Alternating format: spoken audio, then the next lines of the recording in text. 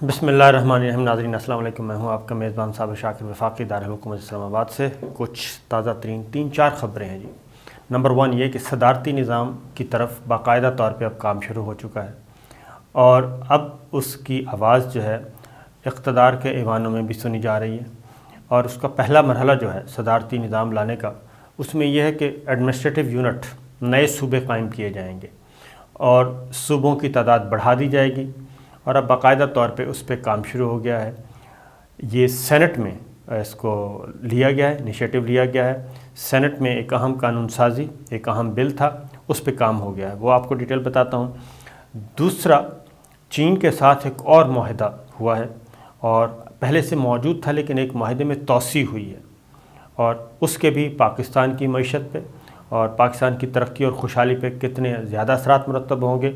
जो लोग ये कह रहे थे कि पाकिस्तान और चीन के दरमियान शायद गोस्लो की पॉलिसी है, ताल्लुकात ख़राब हो रहे हैं, उनके लिए मेरा ख़्याल है कि उनके लिए परेशान कुन ख़बर है। वज़ीर-ए-आज़म इमरान ख़ान, इस वक्त वज़ीर-ए-आज़म इमरान ख़ान की कुल काबीना अरकान की तादाद मिला के कोई 55 प्लस है। उसमें वज़रा हैं, वज़राए मुमलिकत हैं, उनके एडवाइज़र हैं, स्पेशल असिस्टेंट्स हैं, मिला के ये सब के सब कोई 55 प्लस बनते हैं। लेकिन वज़ीर-ए-आज़म इमरान ख़ान उनमें से सिर्फ़ 10 वज़ीरों से खुश हैं। 10 नहीं बल्कि 8 वज़ीरों से खुश हैं, सिर्फ़ 8 वज़ीर और 2 स्पेशल असिस्टेंट्स, बाकी सबसे नाखुश और वार्निंग भी दी है। ये भी आपके साथ शेयर करता हूँ। पहली ख़बर जो है वो है शहबाज शरीफ और शरीफ फैमिली से मुताल्लिक़ कि शहबाज शरीफ, हमज़ा शहबाज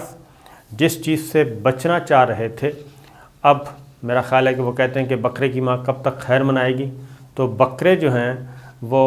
अदालती छुरी के नीचे आने वाले हैं और बहुत ज़्यादा ताख़ीरी हरबे इस्तेमाल किए। मुकदमा है जाली अकाउंट्स का, मुलाजमीन के अकाउंट्स में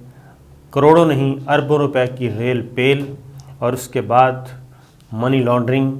जाली अकाउंट्स, पैसा यहाँ से बाहर से टीटी के ज़रिए वापस और साइकिलिंग करके, रिसाइकलिंग करके ब्लैक मनी को वाइट मनी बनाने का इल्ज़ाम, टैक्सों से बचने का इल्ज़ाम, जाली अकाउंट्स खुलवाने का इल्ज़ाम। ये एक अहम तरीन मुकदमा था जिससे बचने की कोशिश की जा रही थी। शहबाज शरीफ साहब, सलमान शहबाज, हमज़ा शहबाज, ये सब के सब बचने की कोशिश कर रहे थे, लेकिन अब मामलात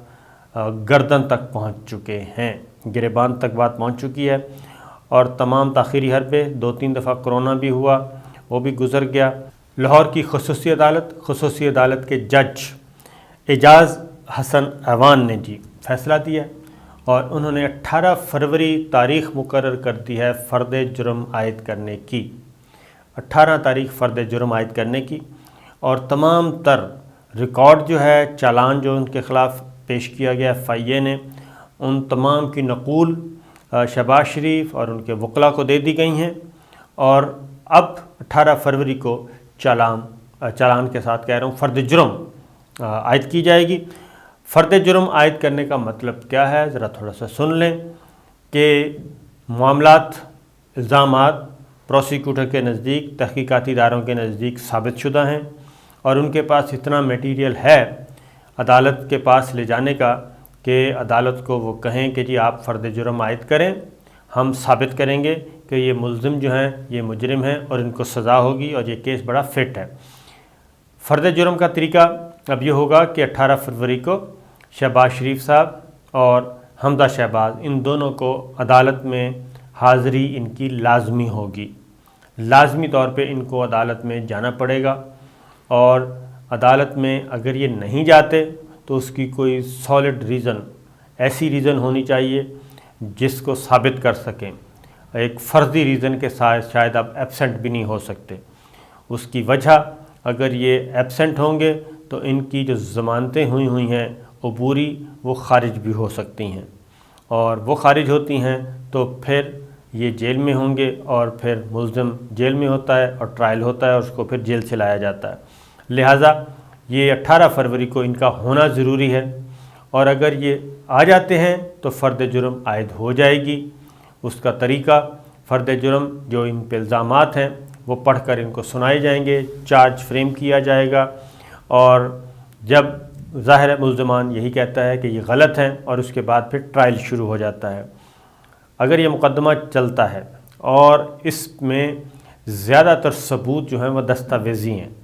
بینک اکاؤنٹس ہیں اور بینک آفیسرز نے تصدیق کی ہے کہ یہ بینک اکاؤنٹس کھلے گئے، فلاں آپریٹ کر رہا تھا، ان ملازمین کے تنخواہیں جو ہیں وہ 15,000 ہے، 20,000 ہے، 40,000 ہے، 80,000 ہے، لیکن ان ملازمین کی تنخواہوں میں پیسہ جو رقم آ رہی ہے وہ آ رہی ہے کروڑوں نہیں اربوں کے حساب سے۔ ایک اکاؤنٹ میں 4 ارب روپیہ بھی گیا، اور بیسیکلی ایف آئی اے کے مطابق وہ تمام کے تمام یہ پیسے جو ہیں وہ شہباز شریف فیملی کے ہیں، اور جو ملازمین ہیں اور دیگر جتنے بھی ہیں وہ پراکسیز ہیں، وہ فیک اکاؤنٹس ہیں، آپریٹ ان کے نام سے کھولا گیا لیکن یہ آپریٹ کر رہے تھے شہباز شریف اور اس کی فیملی۔ یہ ہے الزام۔ تو کافی دستاویزی ثبوت موجود ہیں، کئی جلدیں ہیں، ظاہر ہے اکاؤنٹس کی ڈیٹیلز ہیں،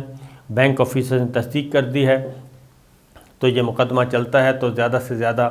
3 سے 5 ماہ کے اندر اندر اس کا فیصلہ ہو جائے گا۔ بری ہونا ہوا بری ہو جائیں گے، سزا ہونی ہوئی سزا ہو جائے گی۔ تو اس سے زیادہ لمبا کیس چلتا نہیں ہے، فوجداری کیس ہے، کرمنل کیس ہے، اور یہ دیوانی مقدمہ نہیں ہے کہ جس میں تاریخیں بھی لمبی لمبی دی جائیں۔ تو دیکھتے ہیں کیا ہوتا ہے۔ اب 18 فروری کو یہ مقدمہ فرد جرم عائد ہونی ہے۔ فرد جرم عائد ہونے کے بعد مزید معاملات خراب ہو سکتے ہیں، اور شاید اسی لیے شہباز شریف جو ہیں وہ بہت زیادہ متحرک ہو گئے تھے پولیٹکس میں، کہ اپنا قد کاٹھ بڑھا رہے تھے، اپنا وزن بڑھا رہے تھے، لیکن شاید ان کے لیے آنے والے دن اچھے نہ ہوں اگر یہ معاملہ اسی طریقے سے اسی سپیڈ سے آگے بڑھتا ہے۔ آگے ایک اور خبر ہے اور وہ ہے چائنا کے ساتھ معاہدہ ہوا ہے، ایک بہت ہی اچھا معاہدہ، اور اس معاہدے میں توسیع کر دی گئی ہے۔ اچھی خبریں آ رہی ہیں۔ یہ بھی دورہ چین جو ہے وزیر اعظم عمران خان کا، یہ اسی کا ایک حصہ سمجھیں آپ۔ سینڈک ہے، سونے اور تانبے کے ذخائر ہیں وہاں پہ آلریڈی کام ہو رہا ہے، اور چین کی کمپنی ہے اس کے ساتھ ایگریمنٹ ہے، وہ وہاں پہ خام مال نکال رہی ہے، یعنی کہ سونا اور تانبا نکال رہی ہے، اور وہ پیسہ پاکستان کی معیشت میں شامل ہو رہا ہے۔ ای سی سی نے Saindak metals limited S M L اور چین کی میٹالورجیکل کنسٹرکشن کمپنی ہے، کارپوریشن ہے بلکہ، ان کے درمیان جو سینڈک کاپر گولڈ پروجیکٹ ہے اس کی لیز کے معاہدے میں 15 سال کی توسیع کی گئی ہے، اور اب یہ 1 نومبر 2037 تک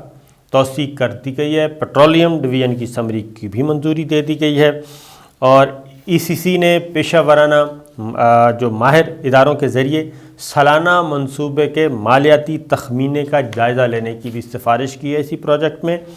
کیونکہ یہ بہت بڑا ذخیرہ ہے سونے اور تانبے کا جس پہ کام ہو رہا ہے اور یہ ایکٹیو ہے۔ ایس ایم ایل وفاقی حکومت کا 100% پبلک سیکٹر ادارہ ہے، اور جو بلوچستان ضلع چاغی میں سینڈک کاپر گولڈ منصوبے کے انتظامی امور کا ذمہ دار ہے۔ ایک کمپنی پاکستان کی ہے، دوسری چائنا کی ہے، اور یہ پروجیکٹ جو ہے وہ مقامی دھاتوں کی دریافت، کانکنی اور بلسٹر کاپر کی پروسیسنگ کے لیے تیار کیا گیا تھا، اور ذوالفقار علی بھٹو سے لے کر اب تک اس منصوبے پر تقریباً 30 ارب روپے کی سرمایہ کاری کی گئی، اور پھر 31 اکتوبر 2022 تک ایکسپورٹ پروسیسنگ زون ڈکلیئر کر دیا گیا تھا۔ یہ چینی سرکاری کمپنی ایم سی سی 2001 سے اس منصوبے پر کو لیز پر چلا رہی ہے، اور مشرف انتظامیہ نے بھی اس میں اضافہ کیا تھا، اور اب 15 سال کی مزید توسیع کر دی گئی ہے۔ تو اس سے کہہ سکتے ہیں کہ ہم پاکستان اور چائنا کے درمیان معاملات اچھے جا رہے ہیں، اور اگر یہ سینڈک کے ساتھ ساتھ ریکوڈک پہ بھی کام شروع ہونے والا ہے تو اس کے بعد مزید اچھی خبریں آپ کو سننے کو ملیں گی۔ اب وزیر اعظم عمران خان نے وزراء کو جو ہے ان کی کارکردگی جانچنے کے لیے ایک نیا طریقہ دریافت کیا ہے، اور آئندہ سے انہوں نے کہا تھا، کچھ عرصہ پہلے کہا تھا کہ وزیروں کی کارکردگی اور وزارتوں کی کارکردگی اس کا جائزہ لیا جا رہا ہے، اور اس کے لیے انہوں نے خاموشی سے ارباب شہزاد جو ان کے ایڈوائزر ہیں ان کو مختص کیا گیا تھا ان کاموں کے لیے، اور انہوں نے خاموشی سے رپورٹ تیار کی، وزیر اعظم عمران خان کو پیش کی، اور اس میں 55 لوگوں میں صرف 10 لوگ جو ہیں ان کو سرٹیفکیٹ دیا جا سکا، اور باقی 45 لوگ اچھی کارکردگی کا مظاہرہ نہیں کر سکے، یہی کہہ سکتے ہیں۔ اور جن 10 لوگوں کو، کابینہ ممبرز کو یہ سرٹیفکیٹ دیے گئے، ان میں صرف 8 وزیر ہیں۔ وزیروں کی تعداد، وزراء مملکت کی تعداد بہت زیادہ ہے، لیکن صرف 8 وزیر اس میں شامل کیے گئے تھے، اور 2 جو ہیں وہ معاونین خصوصی شامل ہیں، باقی سب کو فارغ کر دیا گیا۔ بہترین کارکردگی نمبر 1 پہ مراد سعید صاحب کو دی گئی، اسد عمر صاحب دوسرے نمبر پہ قرار پائے، ثانیہ نشتر تیسرے نمبر پہ رہیں، شفقت محمود جو کہ پی ٹی آئی پنجاب کے صدر بھی ہیں، ان کو چوتھا نمبر دیا گیا، بلکہ تیسرا نمبر جو ہے شفقت محمود چوتھا نمبر، شیریں مزاری صاحب 5واں، خسرو بختیار صاحب 6ٹھا، اور معید یوسف ان کو 7واں نمبر ملا۔ 8واں نمبر ملا عبدالرزاق داؤد جو کہ ایڈوائزر ہیں، شیخ رشید وفاقی وزیر ہیں، ان کو 9 نمبر پہ رکھا گیا، اور فخر امام ان کو آخری یعنی کہ 10ویں نمبر پہ رکھا گیا۔ اب شیخ رشید صاحب وزارت داخلہ چلا رہے ہیں، فخر امام صاحب نیشنل فوڈ سیکورٹی ہیں، اور عبدالرزاق داؤد وزارت تجارت چلا رہے ہیں۔ ان کو کیونکہ وہ امپورٹ ایکسپورٹ اس پہ خاصی توجہ دے رہے ہیں، تو یہ ٹوٹل 8 وزراء اور 2 معاونین جو ہیں وہ اس قابل قرار پائے، اور باقی جو ہیں ان کی ہو گئی چھٹی۔ شاہ محمود قریشی صاحب کو بھی سرٹیفکیٹ نہیں مل سکا، فواد چودھری صاحب کو بھی نہیں مل سکا،